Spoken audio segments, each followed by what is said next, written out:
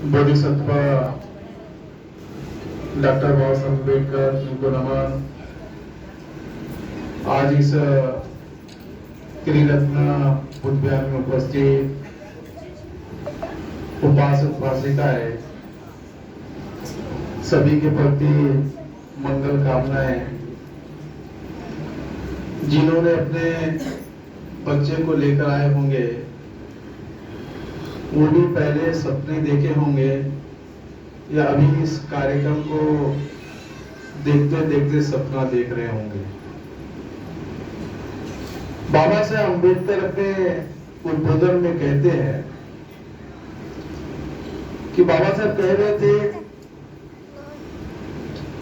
कि जब ब्राह्मण की जब महिला गर्भवती होती है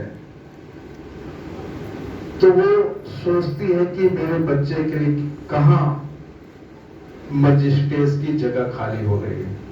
ये कौन सोचती है? ब्राह्मण की महिला। उसी वाक्य को लेकर बाबा साहब अम्बेडकर दोबारा कहते हैं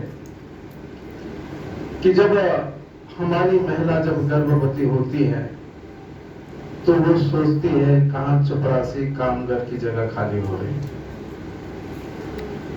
ये वाक्य और ये बातें बहुत छोटी सी है, लेकिन एक छोटी सी बात बाबा साहब अम्बेडकर को रखने की क्या जरूरत थी?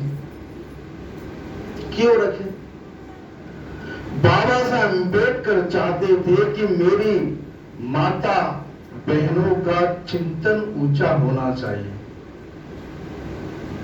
एक ब्राह्मण की महिला सोचती कि कहां उसके बच्चे के लिए न्यायाधीश की जगह खाली हो रही है, लेकिन हमारी महिला क्या सोचती है कि कहीं छोटी मोटी बच्चे को जगह मिल जाए।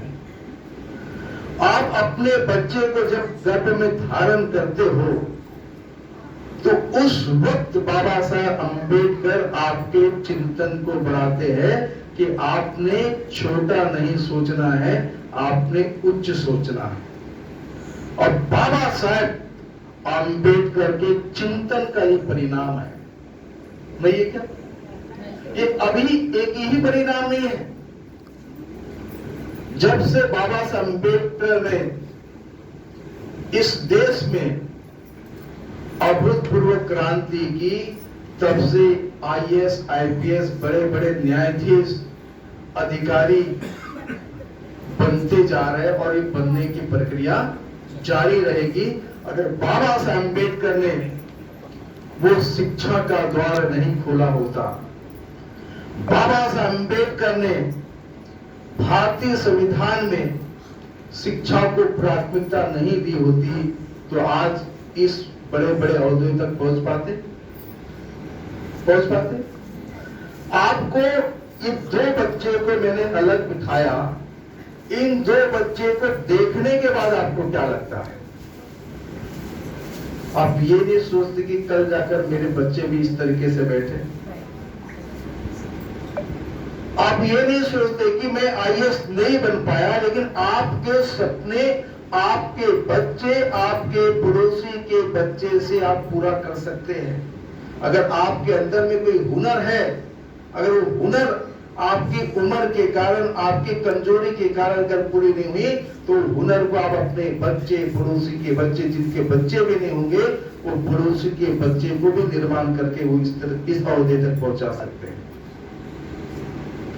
सोचो, अपने चिंतन लाओ, कार्यक्रमों में अपने बच्चे को लाओ, बच्चे को दिखाओ कि बेटा ये कुर्सी आज जैसा इन लोगों का सत्कार हो रहा है, कल बच्चा तेरा भी इसी तरीके से सत्कार होना चाहिए। ये कुर्सी तुम्हारे लिए है। बाबा साहब अम्बेडकर ने हर एक कुर्सी आप लोगों के बच्चे के लिए निर्माण की है, वो भी आसानी से निर्माण की है। उस कुर्सी, उस ओहदे तक आप नहीं पहुंच पा रहे। हमारे सामने सुदेश मिश्राम जी, उन्होंने सपना नहीं देखा होगा कि कभी नगर अध्यक्ष बन जाऊंगा। शायद उनका सपना था कि कहीं पार्षद कहीं ना कहीं हो जाओ, लेकिन ये अवसर कैसा है? अगर बाबा साहब अम्बेडकर ने अनुसूचित जाति का प्रावधान आरक्षण नहीं किया होता तो वो ओहदा हमारे को मिलता? आपके नगर डूंगरगढ़ को अनुसूचित जाति का अध्यक्ष मिलता है। हम अध्यक्ष रहकर भी हम अपने लोगों के लिए, अन्य लोगों के लिए काम नहीं कर पाए, कल जाकर ये पद भी खिसक जाएगा, ये सामान्य हो जाएगा। तो ये कब तक बने रहेगा? जब तक जो चीज बनी है उन चीजों का अपने लिए, अपने लोगों के लिए हित करना चाहिए। कल जाकर अगर ओबीसी सामान्य हो जाएगा तो हमारे लोगों के पास कितनी भी दौलत होगी तो वो पद को प्राप्त कर पाएंगे क्या? आज नगर अध्यक्ष का पद जो मिला है वो एक गौरव है, तो इस बात को भी हमें समझना चाहिए। और न्यायाधीश के पद पर प्रिया गणवीर का चयन हुआ है। कार्यपालिका और न्यायपालिका, कार्यपालिका और न्यायपालिका में जब तक हमारे लोग नहीं जाएंगे तब तक संविधान का रक्षण नहीं हो सकता। तो कार्यपालिका क्या है? क्या होती है कार्यपालिका? जो विधायक, सांसद, जो नगराध्यक्ष आप जिनको चुन कर भेजते हो, ये कार्यपालिका होती है, आपके लिए योजना बनाते, विधि बनाते हैं। और न्यायपालिका आप जैसे लोगों को न्याय देने का काम होता है। अगर भगवान से भी अगर कोई ऊपर भारत में होगा तो न्यायाधीश होता है और न्यायपालिका होता है। तो हम न्याय के लिए कहां जाते हैं? आप किसी देव स्थान में भी जाते होंगे, देव स्थान को भी पूजते होंगे, लेकिन पूजने के बाद आपको वहां न्याय मिलता क्या? आपकी आस्था जरूर होगी कि इस देव स्थान से न्याय मिलेगा, लेकिन आपको उस न्याय के मंदिर में जाकर आप जो जज होते हैं उनके पास में जाकर उनसे उम्मीद लगाए बैठते हैं कि ये मुझे न्याय देंगे। और आप न्याय के पद पर हो, आप अपने जीवन में ये समाज आपका गौरव कर रहा है, ये गौरव बरकरार रहना चाहिए। ऐसी भूमिका, ऐसा कार्य आपने अपने जीवन में करना है। अगर ऐसी भूमिका, ऐसा कार्य आप करोगे तो ये समाज आपको बार बार याद करेगा। अगर आपकी भूमिका, वो कार्य आपका नहीं होगा तो ये समाज आपको याद नहीं करेगा। ये समाज ने, आप सोचते भी होंगे आप दोनों के, समाज ने हमको क्या दिया, लेकिन वास्तविक में देखा जाए आपको ये समाज ने कहीं अर्थ नहीं दिया होगा, लेकिन आपके साथ में ये समाज बल की तरह खड़ा रहा है, तब जाकर ये पद को आपने प्राप्त किया। अगर ये समाज नहीं खड़ा रहता तो ये पद आपको नहीं मिलता। बाबा साहब अम्बेडकर की जो शिक्षा नीति है, वो शिक्षा नहीं होती तो ये ओहदा आप लोगों को नहीं मिला होता। मैं कई बार कार्यक्रम में जाता हूं, मोटिवेशन की तरफ बच्चे लोगों को समझाता हूं कि आप दिन भर गड्ढा खोदोगे, कोई कार्य करोगे तो आपके मेहनताना का 500 से 1000 रुपए ही मिलेगा, लेकिन एक उच्च पद पर आप पहुंच जाएंगे तो आपके मेहनताना का मूल्य नहीं होता है। ये मैं कई बार जहां उद्बोधन के लिए जाता हूं तो इस बात को मैं बताता हूं, इसलिए मैं बोलता हूं कि शिक्षा ही महत्वपूर्ण है। सबसे ज्यादा आप शारीरिक कितनी भी मेहनत कर ले, आपको तो तारपुरता काम करते करते पैसा दिखाई देगा। एक व्यक्ति पढ़ते पढ़ते उसके हाथ में पैसा नहीं होगा, लेकिन आपका मित्र के पास में पैसा होगा। आपका मित्र गाड़ी से घूमता होगा, मौज मस्ती करता होगा, और आपको लगता है वो तो काम करके पैसा है, लेकिन मेरे पास में पैसा नहीं है। लेकिन वो जो पढ़ रहा है, वो पढ़ रहा है, जिसका ये मतलब है कि उसके मित्र के पास में जितना पैसा नहीं होगा, वो शिक्षा, सर्वस्व शिक्षा प्राप्त करेगा और बड़े पौधे अवधि पर जाएगा तो उससे ज्यादा संपन्नवान हो सकता है। हो सकता है कि नहीं हो सकता? जो शिक्षा के क्षेत्र में जाता है, जो अध्ययनशील होता है, उसका लोग गौरव करते हैं, उसकी बुद्धिमत्ता का गौरव करते हैं। आज ये जो कुछ भी बोली बहुत अच्छे ढंग से बोली है, लेकिन इसका जजमेंट बहुत लंबा चौड़ा होगा। और इसके जजमेंट से हम बहुत उम्मीद लगाकर बैठे रहेंगे कि ये जजमेंट हमारे लिए, समाज के लिए, देश के लिए हितकारी हो, संविधान के लिए हितकारी हो, ऐसा हम भावना प्रकट करके बैठेंगे।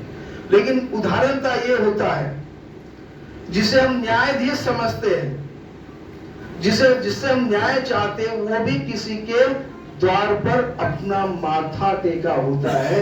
अगर वो किसी के शरण पे हो गया तो वो हमको क्या न्याय देगा? ये बात को भी आपको समझना है। अगर आप किसी के शरणागत हो गए, किसी देवालय के शरणागत हो गए, तो फिर उस समय आपने ये सोचना है कि हजारों सैकड़ों लोग आपसे न्याय की उम्मीद के लिए बैठे हैं और आप दूसरों से न्याय मांग रहे, दूसरों के शरण में। इसलिए आपके लिए विशेषता इस बात को देखना कि आपका शरण स्थल कुछ होना चाहिए तो संविधान के सिवा दूसरा नहीं होना चाहिए, कानून के सिवा दूसरा नहीं होना चाहिए। आपको न्याय करना है और न्याय को समझना है। इसलिए अगर आप इतने बड़े औहदे पे चले गए, कल जाकर आपके लिए सुप्रीम कोर्ट का रास्ता ये सब लड़कर खोलेगा। ये न्यायाधीश नहीं बन पाए, लेकिन ये जितने लोग यहाँ बैठे वो बाहर में होंगे, भारत के लोग आपके लिए कोलिजियम सिस्टम को खत्म करने के लिए लड़ाई लड़ रहे हैं कि कल जाकर आप सुप्रीम कोर्ट को चल जाए। अगर वो कोलिजियम सिस्टम खत्म हो जाएगा तो आपको आरक्षण के बेस पे कल जाकर न्यायाधीश बन पाएंगे। तो ये सड़क पे लड़ने वाले तुम्हारे हितैषी हैं, ये सड़क पे लड़ने वाले, तुम्हारे सामने बैठने वाले, आपकी भावना होनी चाहिए कि इनको न्याय होना चाहिए। और दूसरी बात, जाति, धर्म, लिंग और भेद पे आधारित कभी न्याय नहीं करना। जो कानून कहता है भावनात्मक भी न्याय होता है। अगर लगे कि भावनात्मक न्याय से एक बहुत बड़े तबके और बहुत बड़े सामाजिक वर्ग का हित हो सकता है तो वहां भावनात्मक न्याय का भी प्रयोग करना है। लेकिन प्रथमता, प्रायोरिटी हमारी क्या होना चाहिए? कानून होना चाहिए, संविधान होना चाहिए। इसलिए संविधान को सर्वोपरि समझो। बाबा साहब अम्बेडकर हमको भारतीय संविधान दिए। अगर भारतीय संविधान नहीं होता तो